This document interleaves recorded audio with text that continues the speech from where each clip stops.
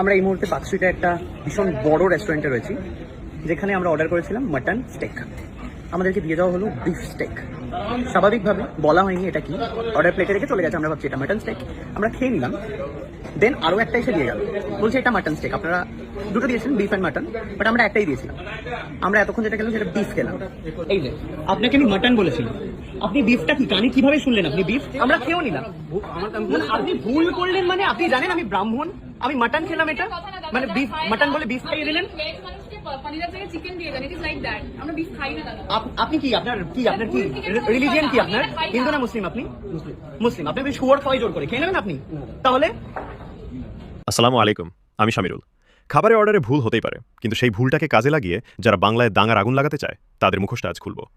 Tollywood অভিনেতা শায়ক চক্রবর্তী দাবি করছেন তাকে বিফ বা গরুর মাংস খাওয়ানো হয়েছে, কিন্তু ওনার নিজের ভিডিওতেই এমন কিছু প্রমাণ আছে যা দেখলে আপনিও বলবেন, দাদা এটা অন্যায়ের প্রতিবাদ ছিল না, এটা ছিল সস্তা নাটক।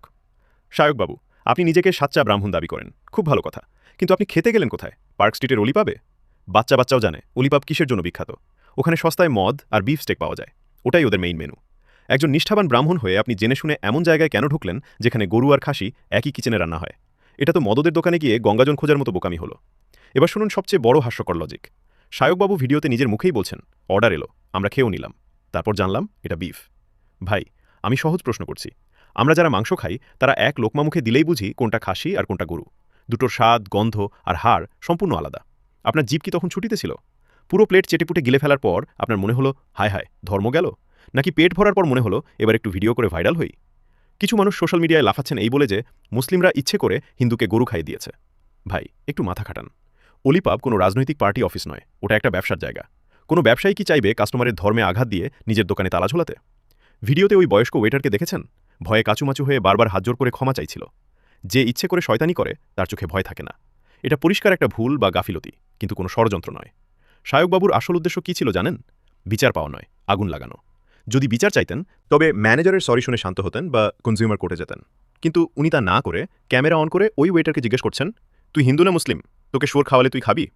একটা খাবারের ভুলকে উনি সরাসরি হিন্দু বনাম মুসলিম বানিয়ে দিলেন। বারবার গো মাতা, ব্রাহ্মণ শব্দগুলো ব্যবহার করলেন। কেন? যাতে আপনাদের সেন্টিমেন্টে আঘাত লাগে আর আপনারা খেপে যান। এটা কি সভ্য মানুষের কাজ? তবে আশার কথা হলো বাংলার মানুষ আর বোকা নেই।